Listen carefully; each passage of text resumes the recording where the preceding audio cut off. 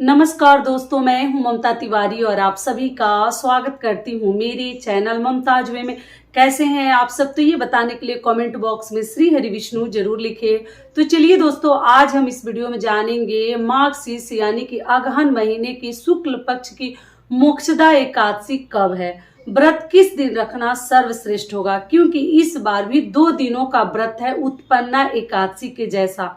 तो हमें किस दिन व्रत रखनी है और पारण का शुभ मुहूर्त क्या है, एकादशी तिथि कब प्रारंभ हो रही है, कब समाप्त हो रही है, सब कुछ मैं आपके साथ शेयर करूंगी। 2 दिनों का व्रत जो भी रख रहे हैं तो दोनों दिनों के लिए पारण का शुभ मुहूर्त क्या है, पूजा के क्या नियम विधि है, जो व्रत नहीं रखेंगे उन्हें किन किन बातों का ध्यान रखनी है, कैसे पूजा पाठ करनी है, सब कुछ मैं आपके साथ शेयर करूंगी।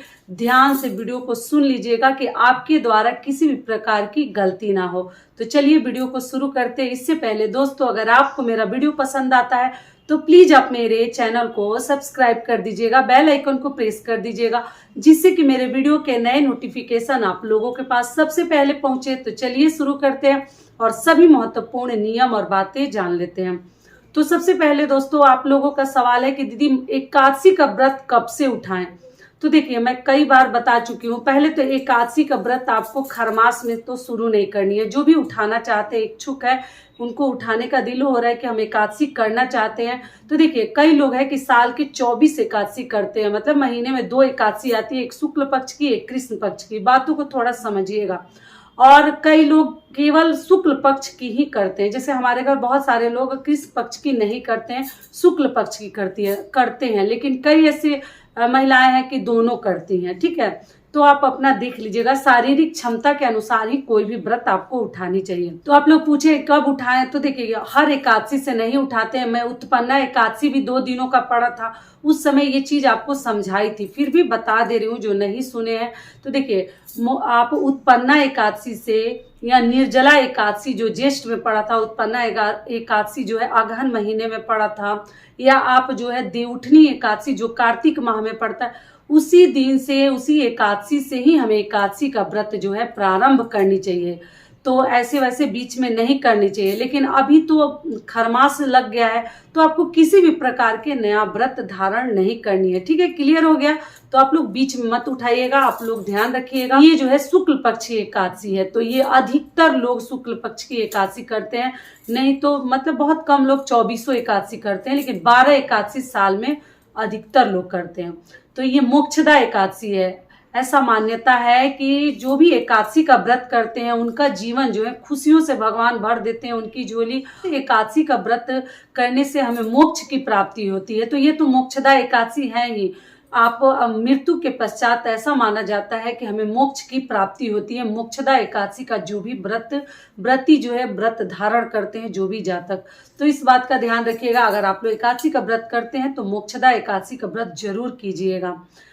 अगली चीज क्या है कि ये व्रत हम किस दिन रखें। तो देखिए, उत्पन्ना एकादशी भी 2 दिनों का था, ये भी 2 दिनों का है। सबसे पहले आप समझ लीजिए कि देखिए एकादशी तिथि जो है 2 दिन मतलब व्रत लोग रख रहे हैं एकादशी का। कुछ लोग 22 दिसंबर को रख रहे हैं दिन शुक्रवार को, और कुछ लोग 23 दिसंबर को रख रहे हैं दिन शनिवार को। तो चलिए सबसे पहले जान लेते हैं कि एकादशी का व्रत हमें किस दिन रखना हमारे लिए उत्तम होगा, सर्वश्रेष्ठ होगा। तो ये पहले बात करेंगे। और साथ में आप लोगों का जब 2 दिनों का एकादशी व्रत पड़ जाता है तो आप लोगों के मन में संशय की स्थिति बन जाती है कि किस दिन तुलसी जी में जल डाले और किस दिन ना डाले, तो भी आगे शेयर करूंगी। तो देखिए, बातों को थोड़ा सा समझिएगा।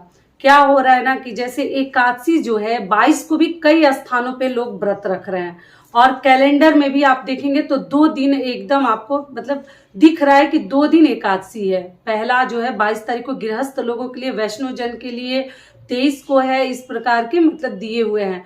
लेकिन कई स्थानों पे लोग 22 को भी रख रहे हैं और कई स्थानों पे 23 को भी रख रहे हैं।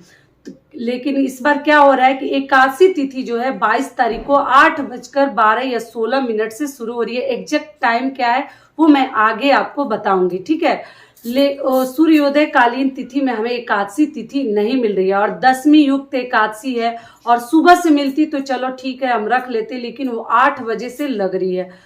तो आपको क्या ध्यान रखनी है। और अगले दिन जो है 7:12 के आसपास तक एकादशी तिथि है। तो ऐसे में कई लोग जो है मतलब देखिए हर घर के नियम अलग है, हर घर के मान्यताएं अलग है।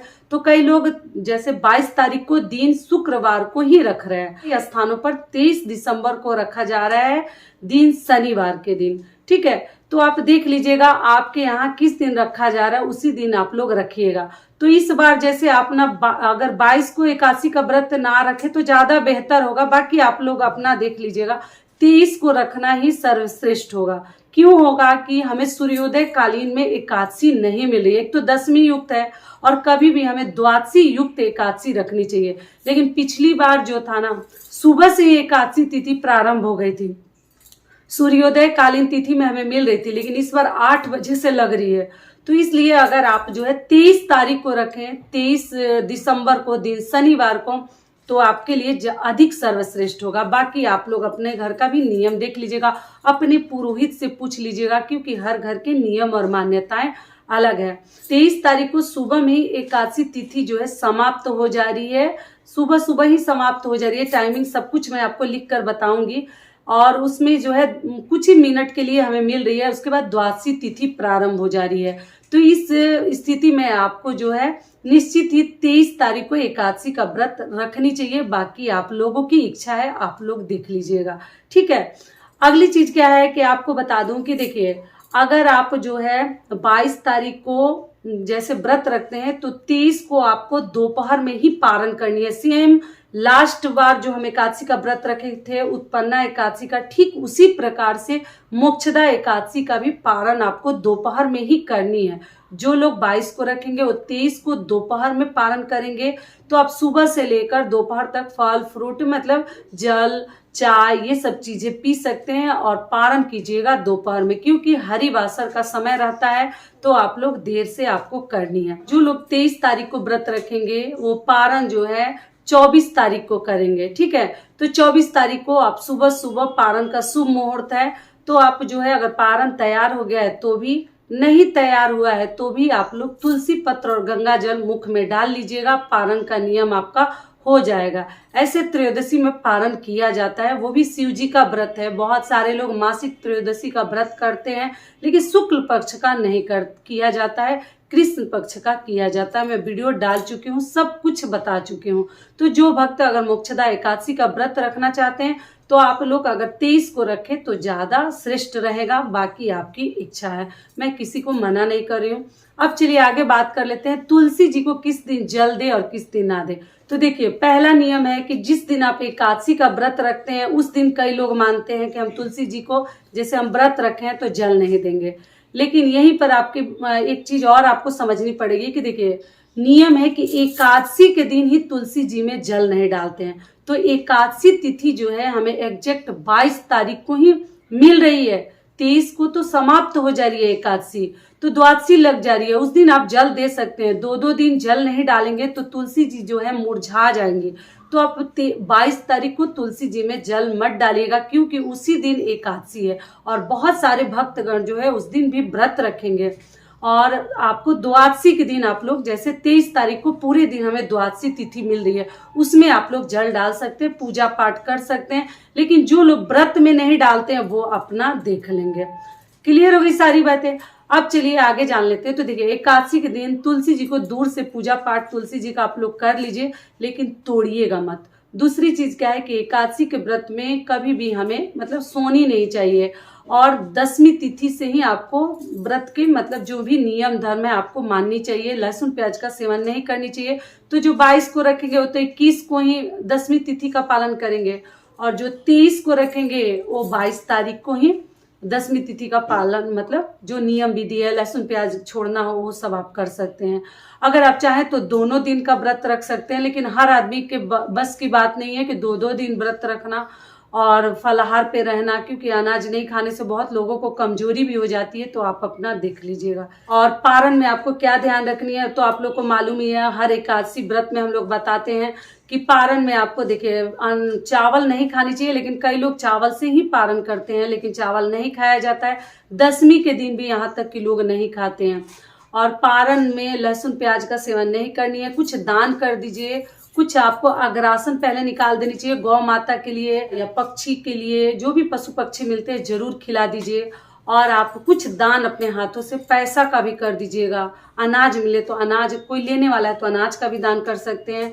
और ये करने के साथ ही आपको पारण करनी चाहिए। और शाम से, जैसे आप लोग बार बार पूछते हैं कि शाम से चावल खा सकते हैं, लहसुन प्याज, तो जी द्वादशी के दिन शाम से कोई नियम विधि नहीं है। जब आप पारण कर लेते हैं तो शाम से आप लोग कुछ भी खा सकते हैं। केवल पारण में यही नियम है कि एक समय ही हमें भोजन करनी चाहिए। तो आप लोग एक समय ही कीजिएगा, क्योंकि बार बार हाथ नहीं धोते, मुंह नहीं धोते, मुंह को जूठा नहीं करते, एक बार ही किया जाता है। तो एकादशी के यही सब नियम विधि है, इसलिए हर आदमी नहीं कर पाता। क्योंकि जितना एकादशी का व्रत रखना कठिन है, उतना उसका पारण उससे भी अधिक जैसे कठिन है, ध्यान से करना पड़ता है। और अगली चीज क्या है कि जो लोग व्रत नहीं रखेंगे वो कम से कम विष्णु भगवान की पूजा करेंगे। पूजा पाठ करके साथ में माता लक्ष्मी की पूजा कीजिए। और भोग में उस दिन एकादशी के दिन आपको अनाज का भोग नहीं लगानी चाहिए। और एक दीपक प्रज्वलित घी का या तिल के तेल का जरूर कीजिए। और भगवान से अपनी मतलब जो भी प्रार्थना है जरूर कहिए। तो पूजा पाठ आपको जरूर करनी है, भले ही आप व्रत रखें ना रखें। आप चाहे तो लहसुन प्याज का भी त्याग कर सकते हैं, लेकिन हर घर में इतना सब नहीं बचता, तो आप केवल पूजा पाठ भी करके भगवान को प्रसन्न कर सकते हैं। विष्णु भगवान की आरती कर सकते हैं, माता लक्ष्मी की आरती कर सकते हैं। ये सभी कार्य आपको करनी है, ठीक है। और आप चाहे तो दान भी कर सकते हैं, ऐसे खरमास में भी लोग दान करते हैं। तो ये सब भी कार्य करके आप आधा फल प्राप्त कर सकते हैं, भले ही आप व्रत अगर नहीं रखते हैं तो भी। तो चलिए अब आगे जान लेते हैं कि एकादशी तिथि कब प्रारंभ हो रही है, कब समाप्त हो रही है, दोनों दिनों के पारण का शुभ मुहूर्त क्या है, सब कुछ मैं आपके साथ शेयर करूंगी, ध्यान से सुन लीजिए। एकादशी तिथि प्रारंभ हो रही है 22 दिसंबर 2023 को सुबह 8:17 पर, और एकादशी तिथि समाप्त हो रही है 23 दिसंबर 2023 सुबह 7:12 पर समाप्त हो जाएगी। अगर आप लोग 22 दिसंबर को मोक्षदा एकादशी का व्रत कर रहे हैं तो आपको पारण करनी है 30 दिसंबर को, ठीक है। 23 दिसंबर को पारण करने का शुभ मुहूर्त है दोपहर 1:22 से लेकर 3:25 तक आप लोग पारण कर सकते हैं। अगली चीज क्या है कि अगर आप लोग 23 दिसंबर को व्रत रखते हैं मोक्षदा एकादशी का, तो आप पारण करेंगे 24 दिसंबर को। 24 दिसंबर को पारण का शुभ मुहूर्त है सुबह 7:08 से लेकर 7:45 तक आप लोग पारण कर सकते हैं। सारी बातें क्लियर हो गई? तो ये वीडियो मेरा यहीं तक का था। आशा करती हूँ, उम्मीद करती हूँ कि इस वीडियो से आप लोगों को बहुत अधिक लाभ मिलेगा। फिर मिलती हूँ एक नए वीडियो में, तब तक के लिए नमस्कार। स्वस्थ रहिए, सुरक्षित रहिए और जहाँ कहीं भी रहिए खूब खुश रहिए। धन्यवाद।